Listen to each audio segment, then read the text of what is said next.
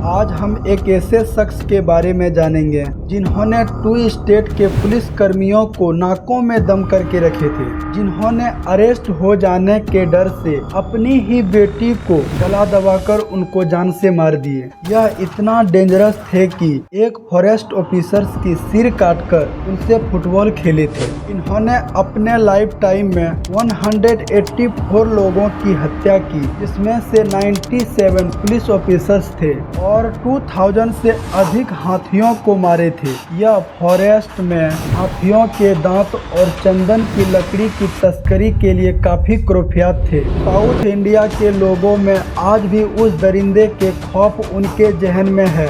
आपने यह डायलॉग जरूर सुने होंगे कहीं ना कहीं, बेटा सो जा वरना गब्बर आ जाएगा। यह डायलॉग इंडिया के मोस्ट वांटेड क्रिमिनल वीरप्पन पर सूट खाते हैं। इनके नाम से पूरा गांव वाले थर थर कांपते थे। चलिए वीरप्पन की स्टोरी को स्टार्टिंग से समझते हैं।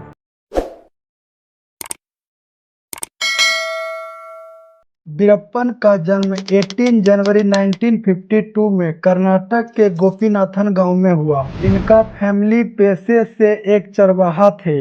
वीरप्पन का असली नाम पूज्य मुन्नी स्वामी वीरप्पा गोंडर था। इन्होंने जुर्म के दुनिया में कदम रखते ही अपना नाम चेंज करके वीरप्पन रख लिया। वीरप्पन को जुर्म के दुनिया में लाने में इनके अंकल साल्व गोंडर का बहुत बड़ा हाथ है। सलवाई गोंडर हाथी के दांत और चंदन के लकड़ी की तस्करी करते थे। यूं तो वीरप्पन का जंगलों में आना जाना बचपन से ही रहा है। वीरप्पन को 17 इयर्स के उम्र में ही गोली चलाने की ट्रेनिंग फॉरेस्ट ऑफिसर्स ने ही दिए थे। साल्व गोंडर के कहने पर वीरप्पन अभ्यास करते करते परफेक्ट निशाना लगाने लगे। इन्होंने हाथियों को मारने के लिए हाथी के माथे के बीचों बीच गोली मारते थे, जिस कारण से हाथी वहीं ढेर हो जाती थी। फिर वीरप्पन अपने अंकल के साथ उनके कामों में हाथ बटाने लगे। इनके बाद वीरप्पन की दोस्ती सभी लोगों से होने लगी।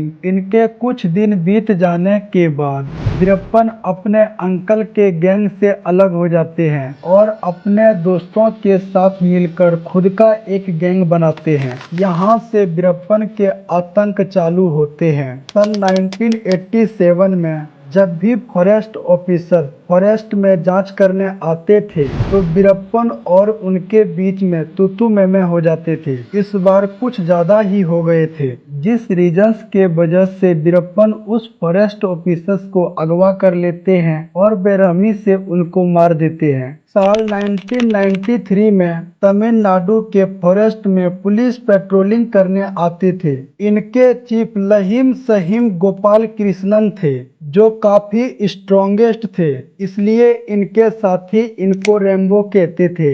वीरप्पन ने जब यह बात सुना, वीरप्पन को यह बात हजम नहीं हुआ। वीरप्पन अपना वर्चस्व फैलाने के लिए एक चाल चला। 9 अप्रैल 1999 में वीरप्पन ने गोपाल कृष्णन के गांव कोलाथपुर में एक पोस्टर लगवाया।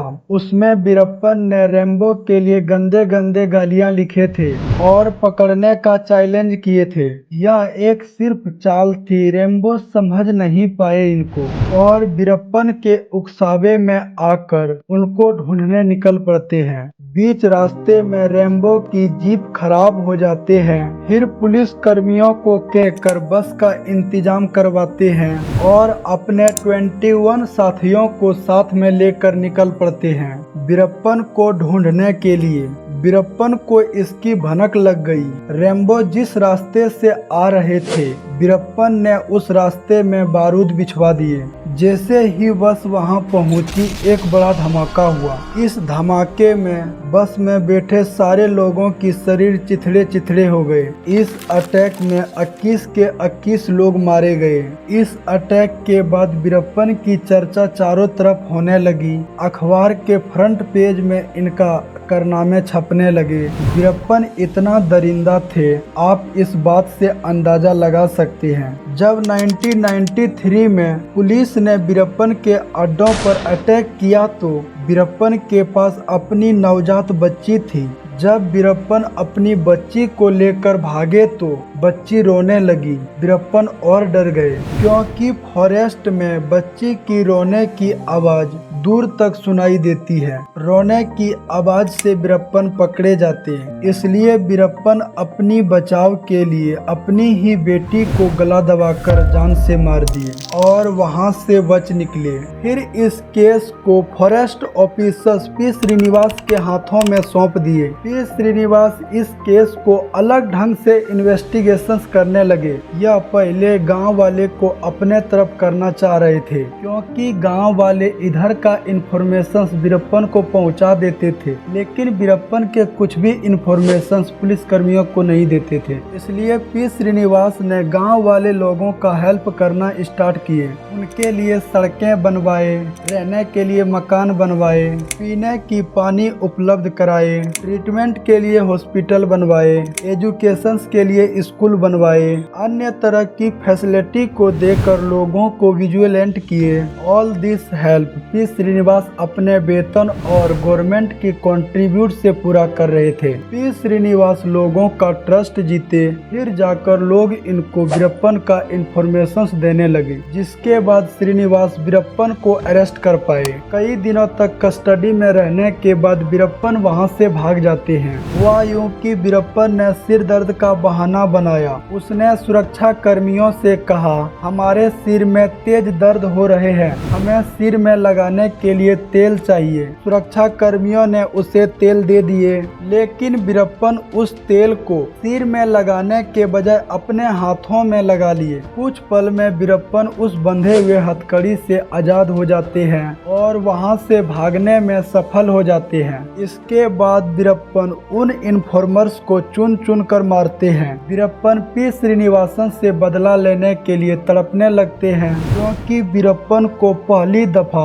श्रीनिवास ने अरेस्ट किए थे। इसलिए वीरप्पन ने अपने भाई अर्जुनन को मोहरा बनाया इस काम के लिए। अर्जुनन से कहा, तुम पुलिस का इन्फॉर्मर्स बनो और पी श्रीनिवास का ट्रस्ट जीतो। अर्जुनन ने ऐसा ही किया। कुछ टाइम के बाद अर्जुनन ने कहा, वीरप्पन सरेंडर करने के लिए रेडी है। उन्होंने कहा, हम जंगल के रास्ते बाहर आ रहे हैं, हमको आधे रास्ते से पिकअप कर लो। श्रीनिवास वीरप्पन के चाल को समझ नहीं पाए। अर्जुनन को साथ लेकर श्रीनिवास वीरप्पन को पिकअप करने निकल जाते हैं, लेकिन वीरप्पन जंगलों में उनका इंतजार राइफल लेकर कर रहे होते हैं। जैसे ही बुलाए स्थान पर आते हैं, उनको बेरहमी से मार देते हैं। वीरप्पन यहीं नहीं रुकते हैं। पी श्रीनिवास के सिर काटकर वीरप्पन अपने साथियों के साथ कटे हुए सिर से फुटबॉल खेले, इतना दरिंदा थे। साल 2000 में वीरप्पन ने साउथ इंडिया के मशहूर एक्टर राजकुमार का अपहरण कर लेते हैं। उनको 108 दिनों तक अपने साथ जंगलों में रखते हैं।